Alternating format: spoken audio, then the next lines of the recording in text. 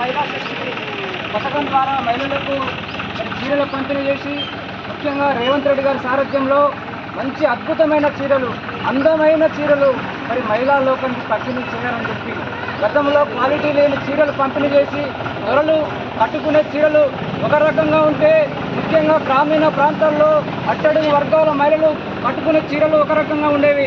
కానీ రేవంత్ రెడ్డి గారి సారథ్యంలో 800 రూపాయలు విలువ చేసేటువంటి మంచి క్వాలిటీతో నిర్మాణం చేసినటువంటి చీరను పంపిణీ చేసి 6 గజాల చీరను రేవంత్ రెడ్డి గారి వల్ల ప్రతి గ్రామానికి, ప్రతి పల్లెకు, ప్రతి గూడానికి కూడా రేవంత్ రెడ్డి గారు ముఖ్యంగా మహిళా సంఘం సభ్యులందరికీ కూడా ఇవాళ చీరల పంపిణీ చేపట్టి వాళ్ళ మహిళల యొక్క ఆత్మ గౌరవాన్ని పెంచే విధంగా ఇవాళ రాష్ట్ర ప్రభుత్వం కృషి చేస్తున్నందుకు రాష్ట్ర ప్రభుత్వానికి ప్రత్యేకంగా ధన్యవాదాలు తెలియజేస్తా ఉన్నాం. ముఖ్యంగా 1 కోటి మంది మహిళలకు చీరలు పంపిణీ చేయాలనేటువంటి ఒక లక్ష్యంతో రాష్ట్ర ప్రభుత్వం ముందుకు పోతా ఉన్నది.